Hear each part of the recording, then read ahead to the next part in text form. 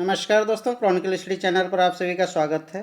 Friends, आज के इस वीडियो में बात करेंगे उत्तर प्रदेश लोक सेवा आयोग में इस समय पीसीएस 2018 के इंटरव्यू चल रहे हैं। तो उसी में से कुछ ऐसे प्रश्न पूछे जा रहे हैं जो कि हमारे आपके लिए बेहद महत्वपूर्ण हैं, क्योंकि आगामी जो भी इंटरव्यू होंगे उनमें इस तरीके से प्रश्न, जो ट्रेंड चल रहा है उसको समझना है और किस तरीके से प्रश्न पूछे जा रहे हैं, उन सब की जानकारी के लिए ये वीडियो बनाया जा रहा है, ताकि आगे आने वाले जो भी साक्षात्कार हों आपके, उसमें आपको हेल्प मिल सके। तो इस समय उत्तर प्रदेश लोक सेवा आयोग में जो सोशल डिस्टेंसिंग के नियमों का पालन करते हुए इंटरव्यू कंडक्ट कराए जा रहे हैं। सबसे पहला तो यही है कि आपको जो कोरोना के लिए गाइडलाइंस जारी किए गए हैं उनके तहत ही हो रहा है। और जो करंट में पूछे जा रहे क्वेश्चंस पे हम बात करें तो इस समय कोविड-19 से भी प्रश्न पूछे जा रहे हैं, लॉकडाउन की स्थिति, और इसके अलावा कानपुर में जो एनकाउंटर हुआ उससे संबंधित प्रश्न पूछे गए हैं अभ्यर्थियों से।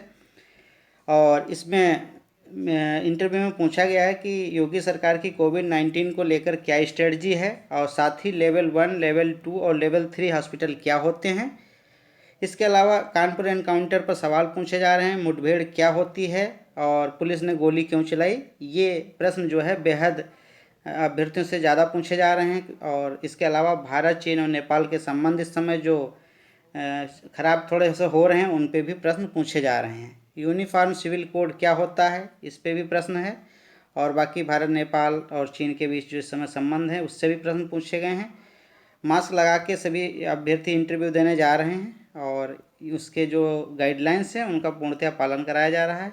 कुछ कंडीशनल क्वेश्चंस पूछे जा रहे हैं, जैसे कुछ अभ्यर्थियों से ऐसे सवाल पूछे गए कि यदि आप एसडीएम बनते हैं तो कैसी सरकारी योजनाओं का एग्जीक्यूशन करेंगे। इसके साथ महिलाओं और बालिकाओं से संबंधित योजनाओं के बारे में भी अभ्यर्थियों से सवाल पूछे जा रहे हैं।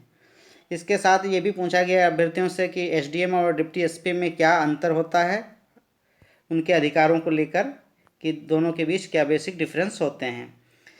और आगे इसमें एक्सपर्ट्स अभ्यर्थियों से यह भी सवाल पूछे जा रहे हैं कि यदि आप डिप्टी एसपी बनते हैं तो कानून व्यवस्था की स्थिति बेहतर ढंग से कैसे संभालेंगे। अभ्यर्थियों के मुताबिक कारपोरेट टैक्स, अर्थव्यवस्था से संबंधित सवाल भी पूछे जा रहे हैं। इस बार विषय से बहुत ही कम प्रश्न पूछे जा रहे हैं। बेसिकली सब कुछ करंट अफेयर्स से ही काफ़ी कुछ पूछा जा रहा है। कोविड-19 की वैक्सीन से रिलेटेड भी प्रश्न पूछे गए हैं कि इस महामारी से निपटने के बाद विश्व और भारत की अर्थव्यवस्था की स्थिति कैसी रहेगी।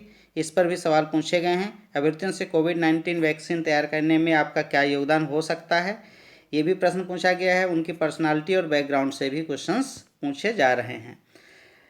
और अगला इसी तरीके से है कि 2 दिन के लॉकडाउन के कारण आज से शुरू हुई इंटरव्यू, उसमें ये है कि जो 15 जुलाई से शुरू हुई हैं उसके बाद इन सब पोस्टों के लिए सब चल रहा है। ये फर्स्ट डे का रहा और सेकेंड डे में कुछ क्वेश्चंस हैं, उनको भी देख लेते हैं।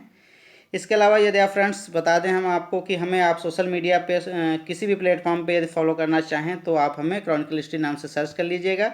और इसके अलावा आप हमारे चैनल को सब्सक्राइब भी कर लीजिएगा, ताकि आने वाले समय में आपको हमारी हर वीडियो आपको प्राप्त होती रहे। इसके अलावा जो 16 जुलाई 2020 को इंटरव्यू हुआ है उसमें ये प्रश्न पूछे गए हैं कि सीएम के नाम के आगे श्री लगाएंगे या नहीं लगाएंगे। अपने जो मुख्यमंत्री हैं उनके लिए पूछा गया था बेसिकली। और लॉकडाउन से संबंधित भी पेपर पूछे गए हैं। जैसे मसलन एक अभ्यर्थी से पूछा गया कि अगर आपको कोई तनाव देकर 5 दिन के लिए कमरे में बंद कर दे तो आप क्या करेंगे। यह प्रश्न लॉकडाउन के संदर्भ में पूछा गया है। और दूसरा प्रश्न है इसी तरीके से, यूपी के मुख्यमंत्री के नाम के आगे श्री लगाया जा सकता है अथवा नहीं, और मुख्यमंत्री का जन्म स्थान कहाँ है, ये भी प्रश्न पूछा गया है। एक अभ्यर्थी से ये ऐसा सवाल था कि जिसके आपके व्यक्तित्व की वह कौन सी विशेषता है जो आपको औरों से अलग करती है। रोचक प्रश्नों कड़ी में एक प्रश्न यह भी है कि जो व्यक्ति इतिहास भूल जाता है वह इतिहास बनाता है कैसे। ये भी एक प्रश्न रहा है। दूसरे दिन के इंटरव्यू में विशेषज्ञों ने कोरोना पर कम लॉकडाउन से ज़्यादा प्रश्न पूछे, यानी कि फर्स्ट डे तो कोरोना से ज़्यादा प्रश्न आए थे, लेकिन सेकेंड डे उन्होंने लॉकडाउन को फोकस किया है। लॉकडाउन से रिलेटेड ज़्यादा क्वेश्चंस पूछे हैं। लॉकडाउन से लेकर एक प्रश्न यह भी था कि क्या प्रोविज़न है कि लॉकडाउन किस प्रोविज़न के तहत लगाया गया है, इससे पहले लॉकडाउन कब हुआ था।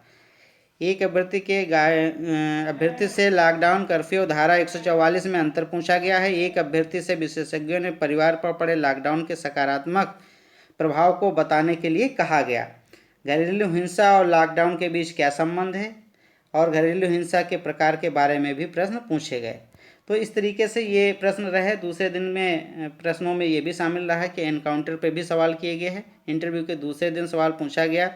सवाल था सिस्टम में क्या कमियां हैं कि एनकाउंटर हो रहे हैं। एक अभ्यर्थी से सरकार की 5 कमियां गिनाने के लिए कहा गया। एक अभ्यर्थी से कोरोना कंट्रोल करने के प्लान को पूछा गया। चाइनीज ऐप क्यों बैन किया गया है, किस नियम के तहत बैन किया गया है, कौन सा कानून था, उसके बारे में बात की गई है।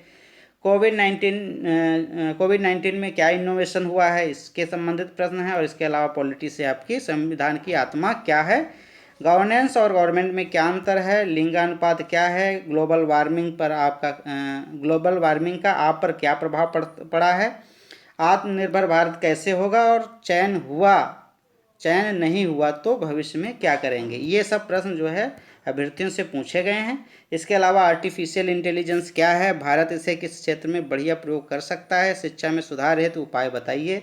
ये बेसिक सब क्वेश्चंस रहे हैं जो अभ्यर्थियों से पूछे जा रहे हैं। शिक्षा में सुधार हेतु कुछ उपाय बताओ, ग्रीन टेक्नोलॉजी क्या होती है, और क्या डिफरेंस है ग्रीन और ऑर्गेनिक टेक्नोलॉजी में।